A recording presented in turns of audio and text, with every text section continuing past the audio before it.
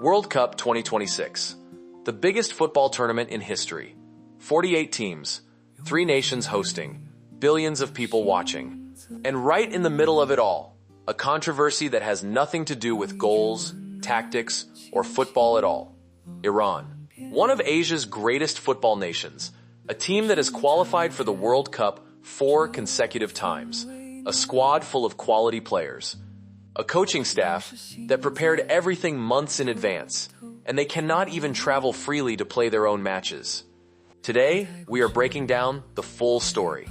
Everything that has happened, everything that is happening right now, and what it means for Iran, for FIFA, and for the future of the World Cup itself. This is bigger than football, and you need to know the full picture. Let us start from the very beginning. The Iran and United States relationship has been deeply troubled for decades. Ever since the Islamic Revolution of 1979, the two countries have had no formal diplomatic relations. The tension between Tehran and Washington has been a defining feature of global politics for nearly 50 years. Trade restrictions, sanctions, military confrontations, political hostility at the highest levels. But sport, and football in particular, has always found a way to exist outside of politics. Or at least, it tries to. When the 2026 World Cup was awarded to the United States, Canada, and Mexico back in 2018, football fans immediately wondered, what happens when Iran qualifies? Because Iran are good enough to qualify. They almost always do. And their 3 group stage matches were all scheduled to be played in the United States. Iran secured its 4th straight World Cup qualification with a 2-2 draw against Uzbekistan on March 25, 2025, with striker Mehdi Taremi scoring twice, 4th consecutive World Cup, a remarkable achievement for Iranian football. But the moment they qualified, the problems began. President Donald Trump's administration announced a travel ban on citizens from 12 countries including Iran. Iran was on the banned list. And while exemptions were promised for athletes attending major sporting events, the reality on the ground turned out to be far more complicated than that promise suggested. Iran's Football Federation announced it would boycott the final draw for the 2026 FIFA World Cup after the U.S. denied visas to several senior members of its delegation.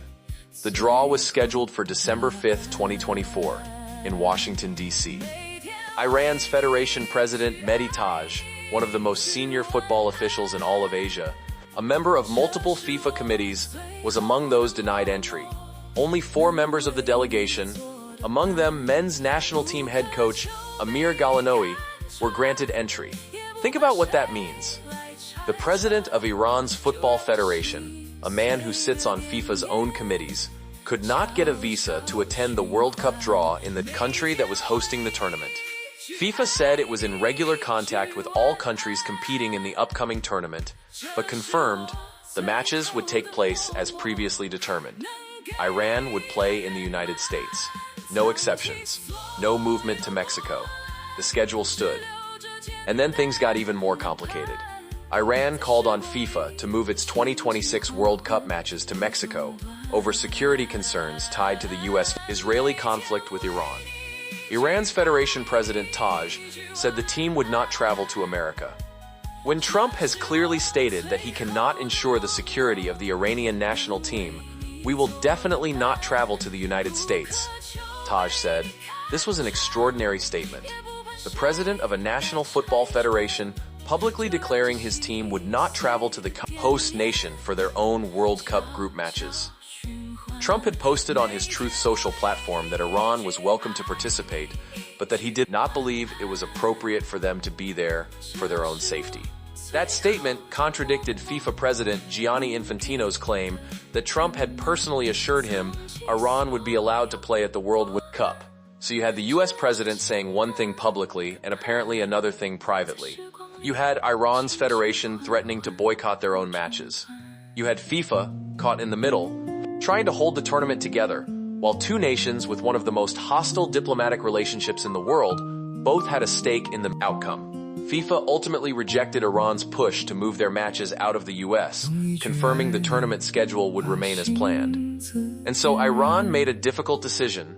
They would play, but they would not make it easy for the Americans to claim everything was normal. Due to diplomatic friction and prolonged visa uncertainties, the Iranian squad was forced to set up its tournament base camp in co-host nation Mexico, necessitating exhausting cross-border commutes for their Group G matches. Tijuana, just across the border from San Diego, became Iran's home for the duration of the tournament's group stage. Not a World Cup hotel in Los Angeles or Seattle, a base in Mexico from which they would travel back and forth across an international border to play their matches.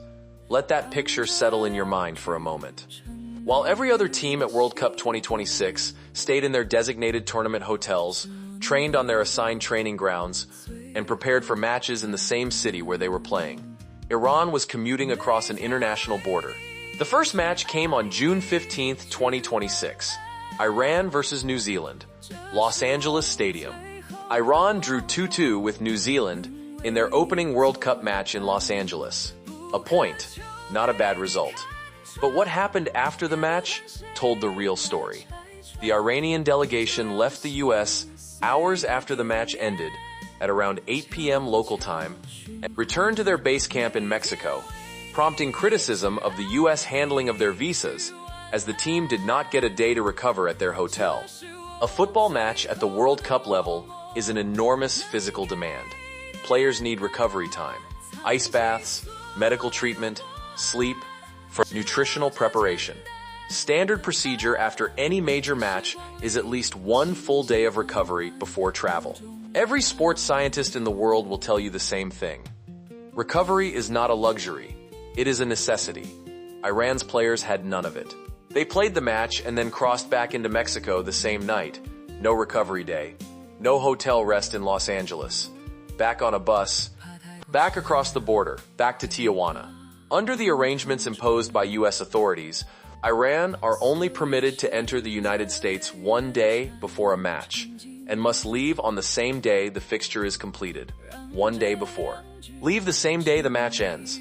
For a noon kickoff, which is what Iran's next match against Belgium was scheduled to be, that means arriving the day before a 12 p.m. game.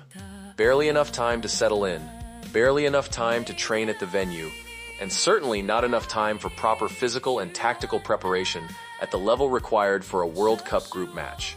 And then came the complaint that sparked this video. Iran wanted to fly from their base camp in Tijuana, Mexico, to the United States 2 days before their next group match against Belgium in Los Angeles on Sunday. But the Iranian Federation claims its request was turned down. 2 days. That is all they asked for.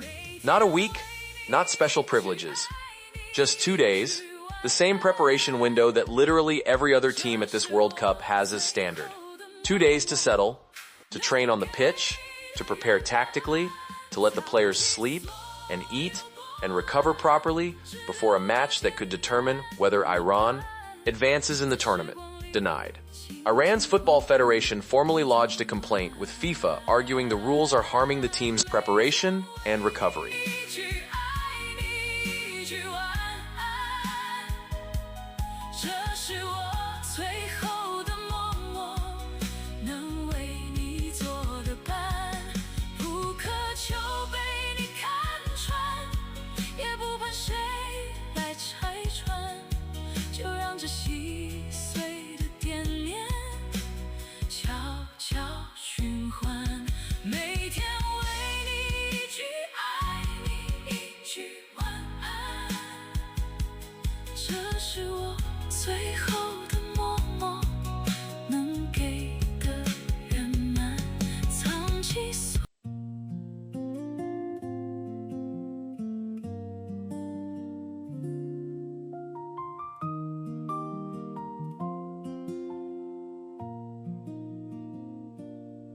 用一句爱你把心字点燃，让一句晚安轻轻落枕边，不求你察觉这份温暖，只当是心在。 Advance, Iran's national football team has once again encountered restrictions imposed by the organizers when affecting the implementation of its technical staff's plans, end quote. That phrase, once again, is important. This was not the first time. This was a pattern, a consistent, systematic pattern of restrictions that had been following Iran since before the tournament even began. The U.S. administration pushed back. Andrew Giuliani, the executive director of the White House FIFA task force, said Iran had been informed in advance that they would be allowed to come into the United States only on the day before the game. The team will be allowed to come in, match day -1, so the day before the match. They'll be asked to leave the day that the match wraps up, so the evening of the match. So the U.S. position is clear. Iran was told the rules in advance. The rules apply equally. This is what was agreed. 就让这心碎的惦念悄悄循环，每天为你去爱你去晚安，这是我最后的默默能给的圆满，藏起所有波澜，只留着简单的盼，在时光里。 轻轻缓缓，不中断。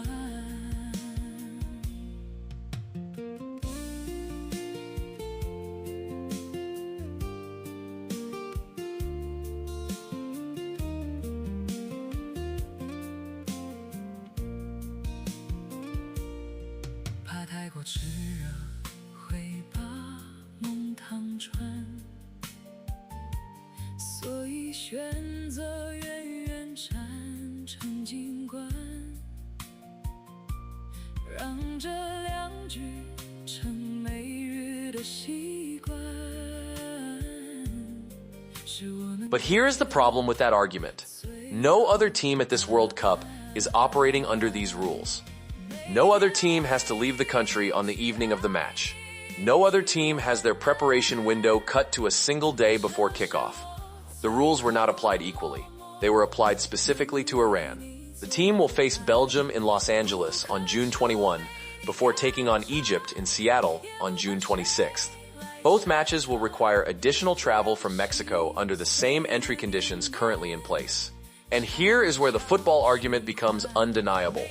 Iran's match against Belgium kicks off at noon local time. To arrive the day before a noon kickoff means arriving mid to late afternoon or evening. That gives them roughly 16 to 18 hours in Los Angeles before kickoff. That is not professional preparation for a World Cup match. That is barely enough time to sleep and eat breakfast. Meanwhile, Belgium, ranked in the top 10 in the world, will have been in Los Angeles for days, training at their facilities, sleeping in their hotel, adapting to the city, the heat, the conditions, full preparation, full recovery from their previous match, full tactical work with the coaching staff. Iran arrive the night before, play the next morning, leave the same evening. This is not equal, and it is not right. As of the time this complaint was filed, neither FIFA nor the U.S. Department of Homeland Security had publicly responded to the Federation's formal complaint. The silence from FIFA is perhaps the most troubling part of this entire story. FIFA awarded this World Cup to the United States. FIFA accepted the hosting rights, knowing full well that Iran, a regular qualifier with a legitimate right to participate, would face exactly these kinds of issues given the geopolitical reality. FIFA had years to prepare contingency plans, years to negotiate with U.S. authorities to ensure every team competing in their tournament was treated with basic professional fairness. And yet here we are, with Iran's players commuting across an international border, with a formal complaint filed and no response. With Belgium arriving days early, while Iran arrives hours before kickoff. The bigger question this raises is one that the football world needs to confront honestly.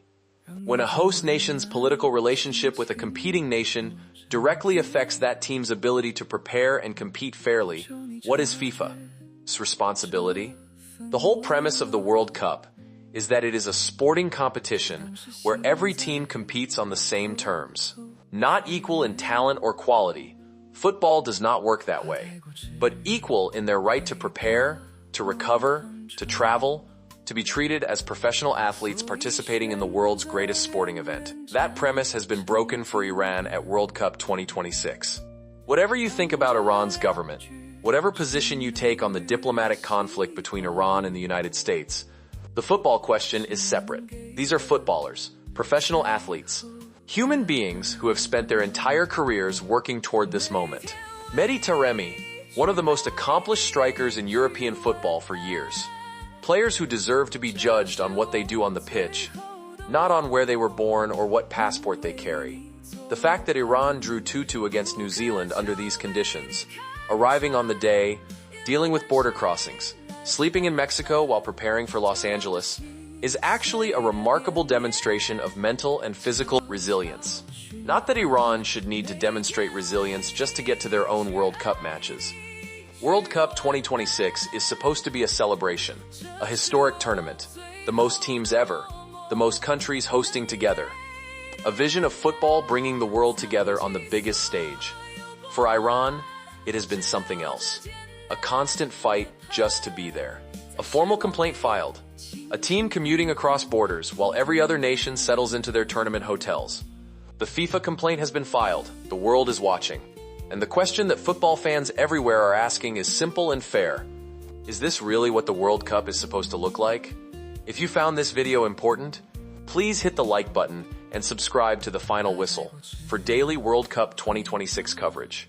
Drop a comment below. What do you think FIFA should do? The debate starts now.